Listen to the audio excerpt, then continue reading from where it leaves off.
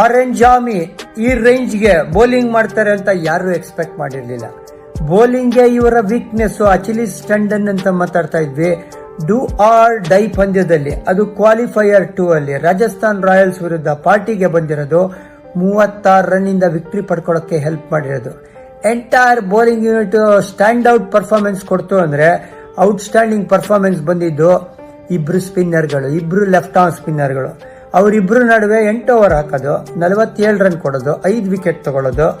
ಶಹಬಾಜ್ ಅಹಮದ್ ಪ್ರಮುಖ left arm spinner ಅಂದ್ರೆ part time left arm spinner Abhishek Sharma ಅವ್ರೂ ಸೂಪರ್ ಆಗಿ ಬೌಲಿಂಗ್ ಹಾಕೋದು. ಒಂದು ಬೇಜಾರ್ ವಿಷಯ ಏನಪ್ಪಾ ಅಂದ್ರೆ, ಅಣ್ಣ ಈ ಶಹಬಾಜ್ ಅಹಮದ್ ನಮ್ಮ RCB ತಂಡದಲ್ಲಿ ಇದ್ರು, ಟ್ರೇಡ್ ಆಗಿ ಮಾಯಾಂಕ್ ಡಾಗಾರ್ ಈ ಕಡೆ ಬಂದ್ರು, ಶಹಬಾಜ್ ಆ ಕಡೆ ಹೋದ್ರು ಅಂತ ಹೇಳ್ಬೇಕು. ಅದೊಂದು ವಿಷಯ ಬೇಜಾರಾಯ್ತು ಅನ್ನೋದು ಬಿಟ್ರೆ, ಇವತ್ತು ಆರೆಂಜ್ ಆರ್ಮಿ ಡೇ ಆಗಿದ್ದು. ನಾನು ಕೂಡ ಹೇಳಿದ್ದೆ ನಿಮ್ಗೆ ಇಂಟರ್ವ್ಯೂ ಅಲ್ಲಿ, ಅಣ್ಣ ಇದು ಚಾಲೆಂಜಿಂಗ್ ಟೋಟಲ್ ಅಷ್ಟೇ, ಅಡ್ವಾಂಟೇಜ್ RR ಅಂತ.